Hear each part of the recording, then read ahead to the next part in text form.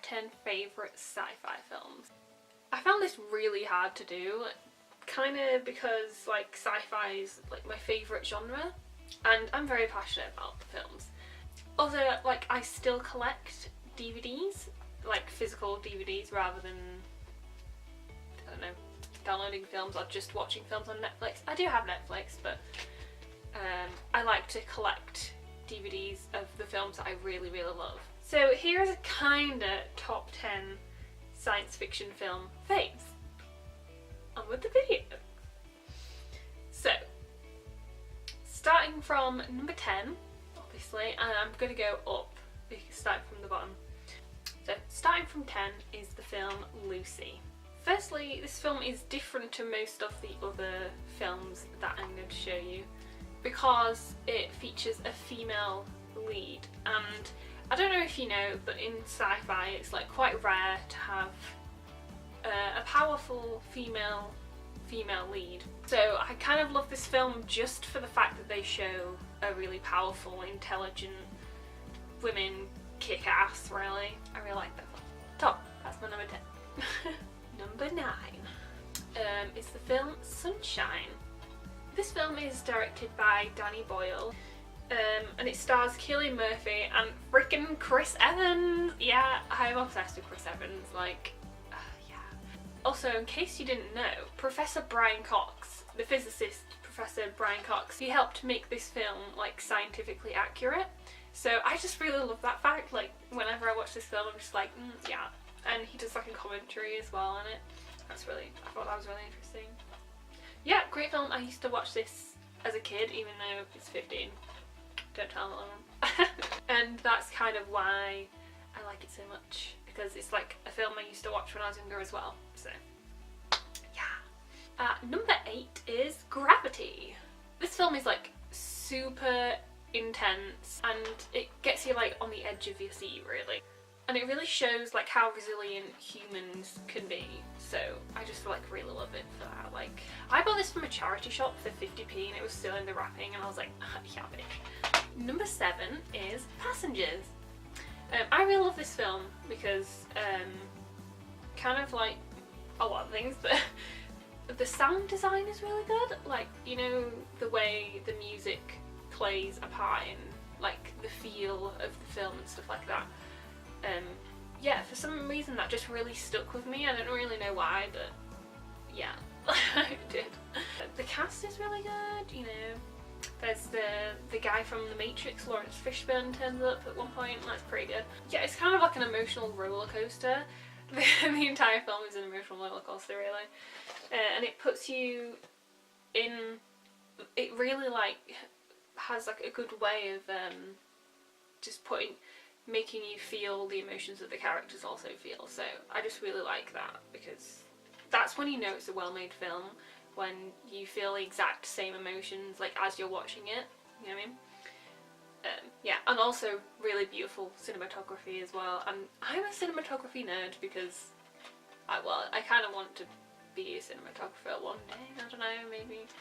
At number 6 is like a kind of new one to me. It's Valerian and the City of a Thousand Planets. It's also a Luc Besson's film. I think there's kind of like a theme here. The goddess that is Rihanna turns up in this film at one point, and it's, yeah, she's pretty amazing. I don't know why I'm doing this. It's just like a really magical film. It's sad. It's absolutely stunning. Like, the visuals are just so beautiful. Like, the opening scene to this, oh, actually, okay, the second opening scene is just so, yeah, you'll understand if you've watched it, or if you do watch it, which you should, because it's beautiful. So, yeah. And it's a little bit banterous as well, all in one, just all those things put into one, and it's just a great film. Okay, now on to number 5, and that film is Tank Girl. So if you don't know what this film is, which I feel like not that many people do, I don't really know, but I showed it to my friend recently and she'd never actually seen it, and I was really shocked though. Because the reason why I was shocked was because this is like, you know, she's like a feminist icon to me. Like, I just, yeah. It's a 90s cult classic as well. Like, I just, yeah. So you literally are missing out on life if you've never seen this film. You get to watch Laurie Petty and Naomi Watts kick ass, and it's just... it's also like action-packed. It's inspired by the Tank Girl comics, and it's like set in a dystopian future. And yeah, this film fast became one of my favourites when I was younger because my mum showed it to me for the first time as a kid, and I was just like, yes bitch, this is amazing. Okay, and number 4 is Gattaca. Also a 90s classic. I don't know if it's cult, but it's a classic for me anyway. And I was actually introduced to this film whilst like in school in an RE lesson, which is religious education. So we were doing about cloning, and yeah, that features in this film. They showed us this film as an example of that. They also showed us another film called The Island, which if you haven't seen, you should see that too because it's pretty funny. But anyway, off track. This film has a great cast, like Uma Thurman, yes please, thank you. I think this film is quite relevant as well, because it kind of shows you what people will do to get like equal opportunities, which I think is really, you know, very relevant in this day and age, really. It's very visually beautiful, really great shots. Like the opening scene to this as well is like really gritty, and once you figure out, it's like macro photography at the beginning, and once you figure out what it is, you're like, which I really like.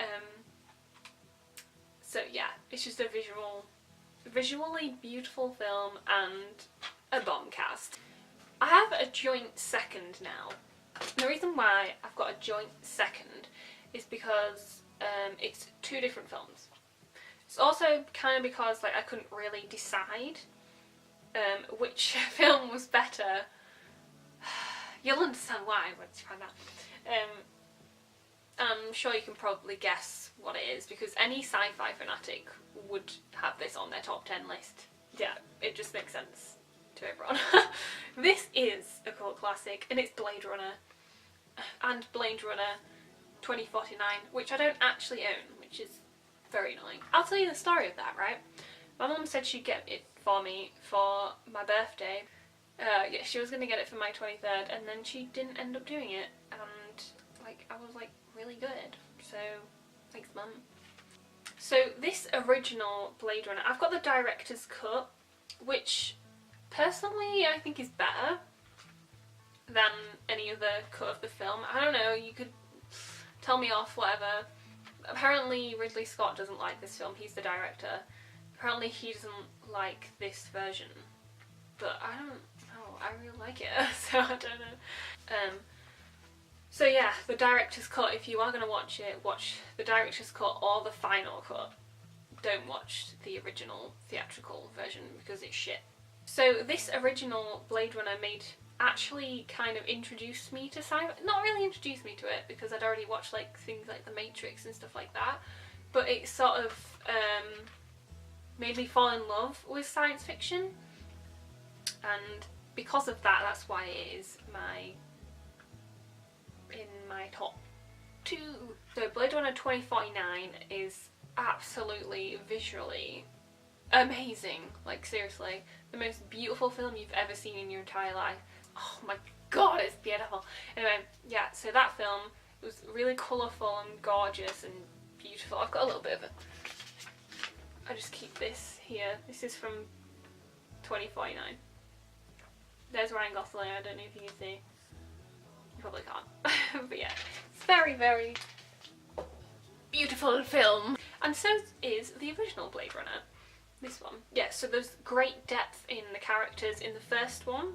In the second one, not as so much. They are both just really beautiful, amazing works of art, really. Like, I just can't even...